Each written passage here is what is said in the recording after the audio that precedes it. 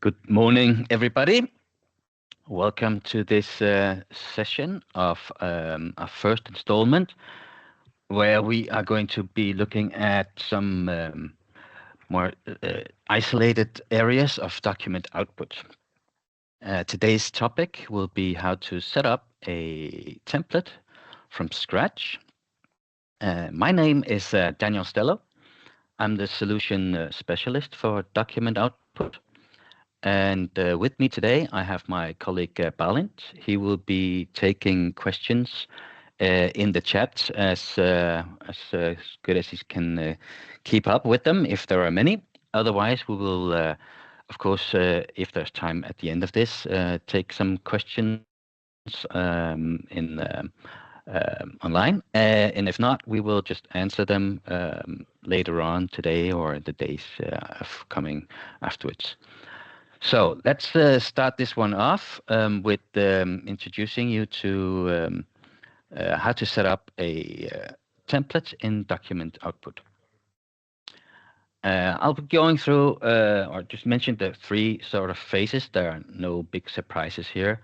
I'll look at some of the things to consider during the planning and where to look for information. And then we will start setting it up, and I'll show this in app how to do it. So for planning, when setting up a template, it's a good idea to align the structure of it with the existing templates. And this can be typically when it comes to how merge fields are set up and the codes used for each merge fields, so that it correlates across different templates. And if there is content in the email part of the template that you want to have consistency in, and have that also mirrored from template to template. Another thing to consider is where to find the desired BC values within Business Central itself, so that we already from the start have a good picture of where we can fetch the values that we want to use in our template. Also, consider whether it's a message or template for a message that goes out to customers or to vendors. Then the important part, or really important part, that is which report is this going to be about, and what is the first table in that report. So with those things all settled, we can start looking at where we can find information and what the structure is of the existing templates. And I have a few examples here. For instance, today's little exercise, I will be setting up a invoice template. And for that, I would like to mirror the way merge fields are used also in the other templates. In this case, the sales order template, where I can see that the document number has the code 1. So I will make sure that this is also the case for the template that we're going to set up. And for the sales to contact in code 2. And then we see that the other merge fields have different codes in different number ranges. And I would like to maintain that structure across all my templates. So I will make sure that in the new template, I will use the same codes for fetching the values that are corresponding. We also have signatures, which are sort of sub-templates. And the one that is used in this company, it looks like the one we see on the bottom left. So I'll make sure that I at least have the merge fields in my template required to fill out the values needed for the signature. The HTML content can also be an issue where we need to align typically greetings or the placement of the document number, the subject. And lastly, the way we name our files, so the report PDFs that we attach to emails, that it gets named correspondingly, and in this case also with the use of merge fields, and that we maintain the same number series for these. There might be situations where you need or require additional values or merge fields to use in this new template. So it's a good exercise to know where you can actually use merge fields in an email template, and where you could possibly find the values needed. So you could, in a scenario where you need to build an invoice template, you could perhaps need a customer reference, or the document creator email, or a sum of the number of documents included within an email. So if we use a combine function, which is also available, we can actually determine, or we can actually set a separate file naming convention for that scenario, and use a code unit actually that fetches values and sums up the number of documents in this case. We won't be using it today, but these are available. And so forth. In fact, there is very little limit to what you can fetch in many of these places where you can use merge fields. Typical places are on the fixed carbon copy or blind carbon copy on the recipient side. You can use it, as mentioned before, for file naming, and of course also for building file paths or file structures if you save your PDFs or the XMLs, if those are attached, in a local folder, and if you have the document output service enabled to be able to store local files, you can use merge fields for naming the path to these files. And that's pretty much the most important part to consider, apart from, let's say, the graphic design. That should also be in place. I'll show you some examples of that during the session. So now I will go into my solution and show you how to set the template up from scratch. So first off, we'll go to the email templates, and we'll see that I don't have a sales invoice, and I'll just open up a new one. And the most important thing here is to give it a code, and there's a little glitch, you might call it, but the thing is that it won't let you set the report selection before you've reloaded it. So I'll just F5 this one, and in my report selection I can select the posted sales invoice. So I have now linked the template to the report, but I also need to put in the first table of the report. The first table is very important for the template as a stepping stone to fetching values within Business Central. So it uses the first table, and it can fetch values from there or via some of the relations. So I just need this one to be done.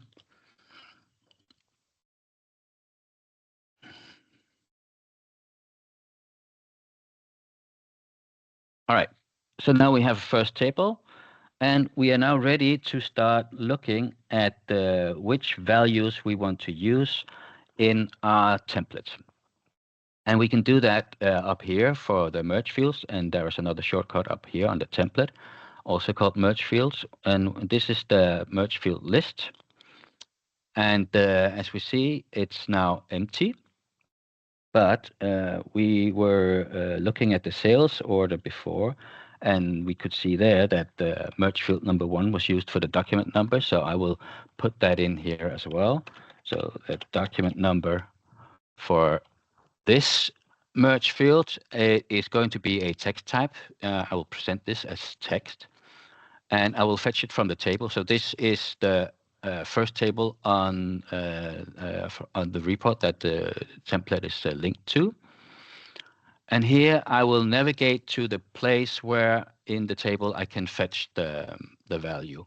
So in this case, it's a value that's on the first table, so I can select it straight away here and click Finish.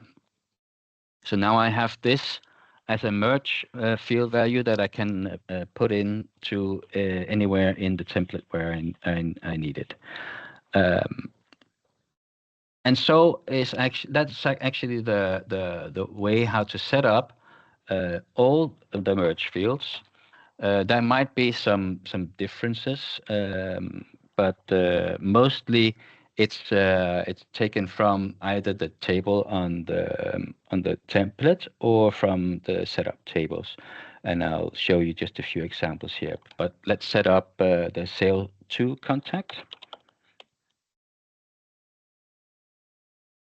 And this is also from the table.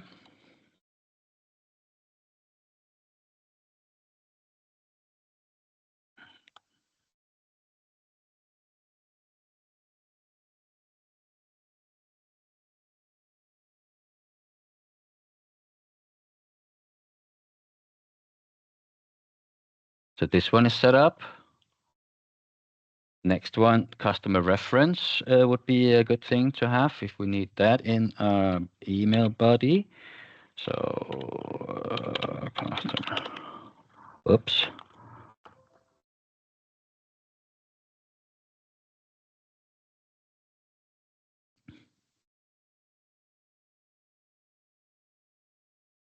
It's your reference here.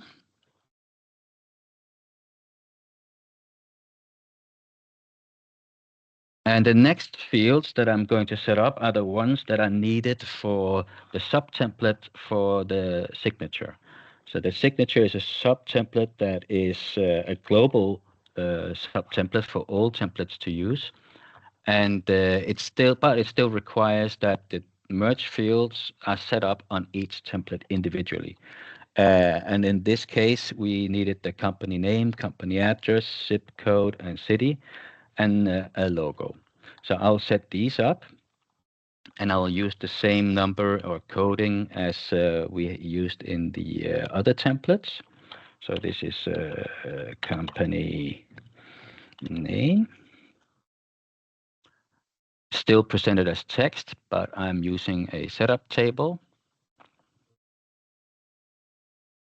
And I'm choosing the company.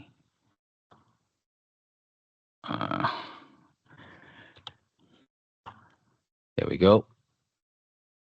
And I will fetch the company name and click Finish.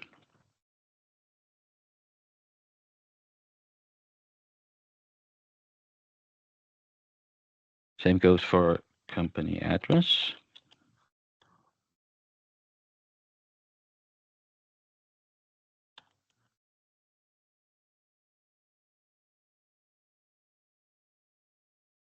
Setup table.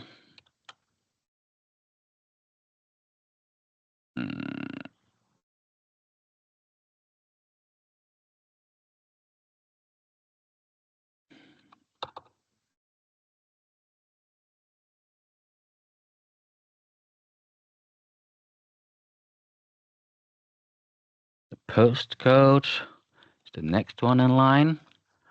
Need to change this one to setup table and find the postcode here.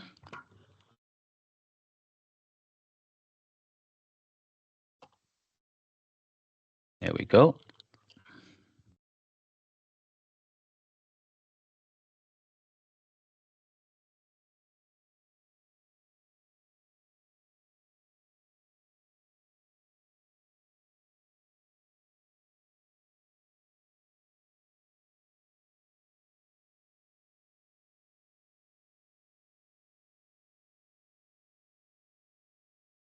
and the company city.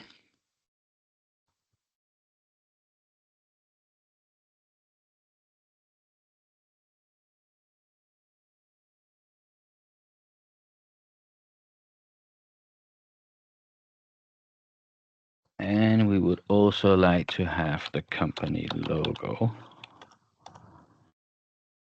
I'm struggling with an extra thumb or two today. So let's see if we can get through this. All right, so this one breaks the rule a bit from the first ones that we've set up, because this is an image. So we will set this one as a picture. So it knows it has to present the file as an image. We will also have to set this one as a setup table, as it comes from the company setup. And let's see if we can find it in here. Picture. Yep, there we go. And what I would also like to set is the dimensions of the picture. So if I needed to take up a little less space in the email than it would otherwise do, I would set the pixel height and width right here in these columns. Maybe I would add one more. So a thing that might be interesting was, as I mentioned, the document creator. We can set this one up here because that would allow me to show you how we work with the relations. So we will start in the sales template, or in the sales table, and look for the creator. And this is a field that has a relation to the user. And what I need is the email address of the user in case I want to have the creator of the document presented as the sender of the email. So instead of clicking finish, I will select next, and that will navigate to the user table. And then here I would be able to find an email address, hopefully. And I did. So I will select the field here, and I'll click finish. So we see that here we have a relation that's marked by the hyphen and the larger than. So first we look at the created by field. We travel through the relation to the user table, and there we fetch the value from the contact email field. And these are the merge fields that I plan to use for this example. So we can now go back to the template and move on to set the recipients. I will skip the variants. I will probably do that for a later installment of these series. We will just have this one template variant of the invoice template. But for the recipient setup, we work pretty much the similar way as with merge fields, except we now set a priority instead of just a simple code. So the first priority, second and third priority, which is what I will set up here, is determined by this field. And over here, if we click here, we will be prompted to choose whether or not to select from a recipient table or from a table field. The difference is that the recipient table is a document output table that is extended to the customer cards and vendor cards. And these are the places where we have very specific recipients set up for each customer or vendor. And the natural thing would be to look into that table first to see if there is a recipient set up very specifically for the customer on this particular type of message. So let's do that. And the way we want to identify or filter that table and identify the correct recipient is to use the bill to number in this case. And we'll click next and finished. So now we've set this up as our priority number 1. So if we set up a second priority, we might want to use a field value to fetch the recipients. So in this case, I would like to use the email address on the customer card. So I will select find email from table field. And I will open up the document output field tables. And I will go to a field that has a relation to the customer card. So let's stick with the bill to number, and we will navigate by selecting next to the customer card, and here look up an email field. And I'll use the one here. Select finish, next, and finish once more. So what this means is that if no specific recipients for invoices have been set up on the customer itself, and hence the template won't find any email addresses, it will move to the second priority and look at the field email on the customer card. Lastly, I can set up an additional field in case nothing is found on the customer card either. We can just go look for an email address maybe on the document itself. So we will fetch the email address in this field. And this list can, of course, be built out as long as you want to anywhere where a email address might be found. So let's finish this one up. We now have 3 rich priorities for the template to fetch recipients. Now we want to have a look at how the recipients or sees the sender or is presented the sender. And we can select a fixed email address, or we can use the user setup. The thing to keep in mind here is that Document Output uses the standard email accounts from Business Central. And it is, of course, up to the company's internal email policies and email service to regulate who is allowed to send from which email addresses. So this is not something that Document Output can control or override. So whichever email address is fetched by the template needs to be allowed to send either on behalf or from that particular template. So this is something to keep in mind, and it's often the case that this is the route to why the wrong sender is presented, because if the template does not get permission, so to speak, to send from a particular sender, it will revert to the default in the email account setup. I will use the user, and in terms of queues and jobs, I will select that the queued by user ID is used in those cases. So this is these are the main settings for the template. There is one that might be interesting to some of you. That is this one. This is the file engine. So right now it's set up to use the file engine that is selected globally in the document output setup, which is in my case the PDF engine. But if you send out your documents in other formats like Word or Excel, then you can select that here. Just make sure, of course, that the report layout also supports that. If it doesn't, it won't generate the file.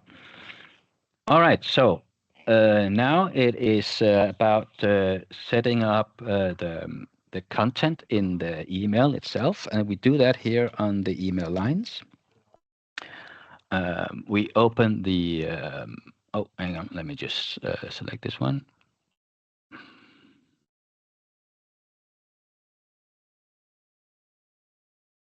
So we've set up merge fields, and I would start using that straight away here with the document number. So we'll call the subject the invoice and then the merge field. When we use merge field in the subject line, we will need to use a percentage and then a 1 to set it up. But down here in the HTML, we have another way to add the merge fields. So I would like here to add the cell to contact. So I still need to use the percentage, but I can start filtering all my merge fields here by just start typing, and I'll type contact, and it will filter that as I type along, and I can select the merge field that I need. And then simply.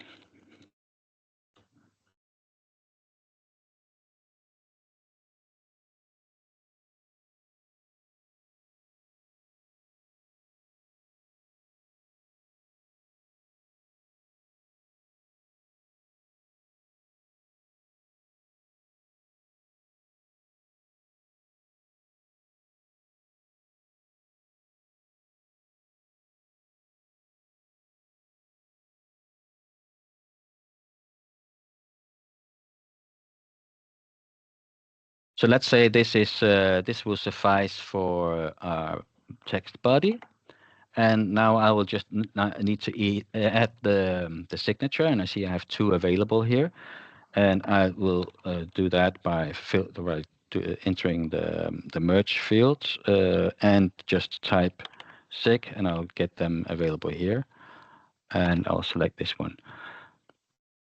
I might also need to add a file that comes with each email sent with this template. Let's say I have some ESG statement that I would like to add, so that they can see how green we are when they deal with us, and I can add this up here, and this will then be a permanent attachment that comes with every email sent out.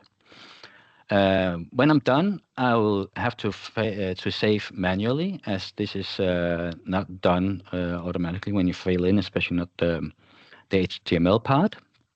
So we save this, and we now have an active line that can be used actually already now, except from the file name. So here is where we add the file name for the PDF of the report. So we will use the same merge field for the document number and call it the PDF.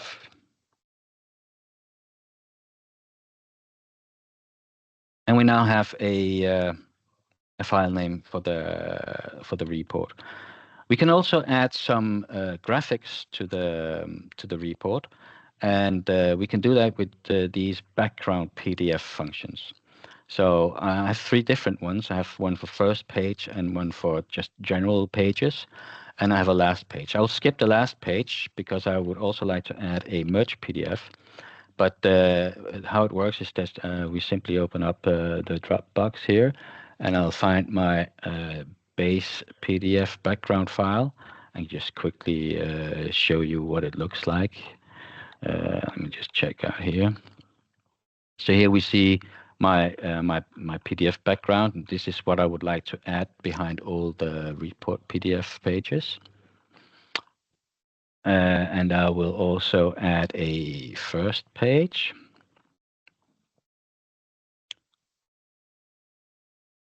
And a merge PDF.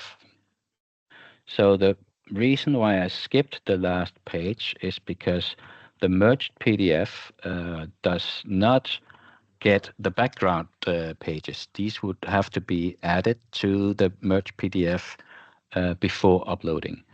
And I'll just quickly show you what that looks like. So these are the terms and conditions that I have merged to the report. And these all have the background PDF And this is then my last page background PDF that is on the merge PDF.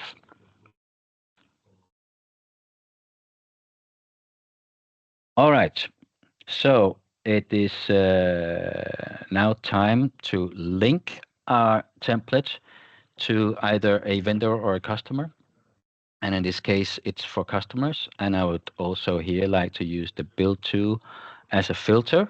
So it filters the customer table for the build to number, and it will then ensure that we get our document output fact boxes attached to the correct customer card. And this is also important to do if you need to maintain a lock and a lock access to these. All right, so now we've actually ready to start sending. I would like to also include the attachments from the invoice header or invoice lines.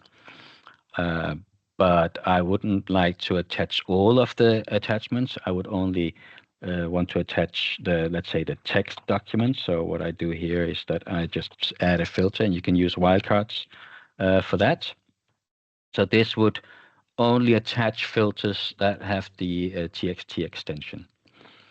So for now, we can go in and we can let's say open up a invoice.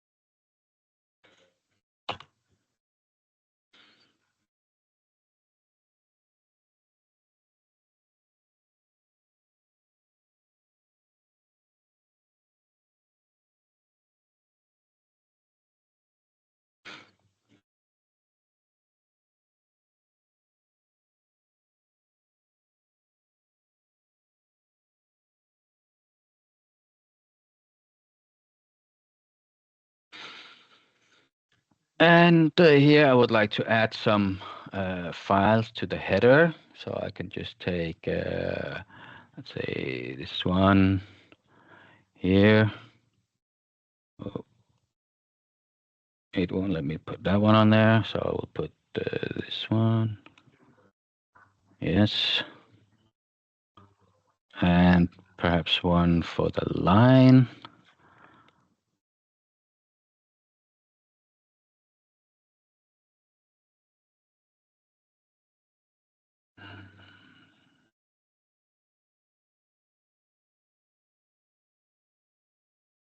Let's go one here. Oh.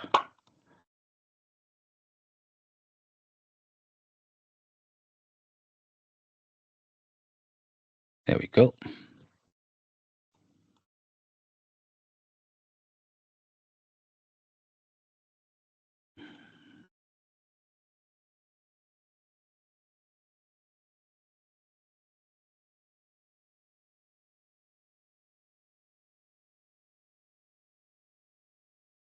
Just for show, let's add one that is not a text file. Oh,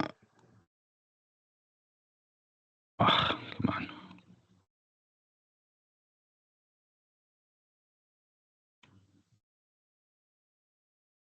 So now we have these added, and if I go into my document output and open the email, I would expect the text files to be added.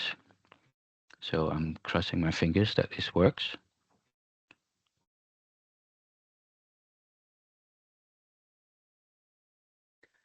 And lo and behold, it does. It added our static email or static email attachment here with our ESG statement. It fetched the text files from the line and from the header, and it generated a PDF with the invoice. And if we just open it up real quick, we can see that it also added the background PDFs that we uploaded, and it added the merged PDF with the terms and conditions statements. So that's pretty much how to set up a template for a report and to add the graphics in the background. But with this, I would like to thank you all for joining us, and hope to see you do a lot of creative work with the document output in the real life. So yeah, goodbye everybody, and have a nice day.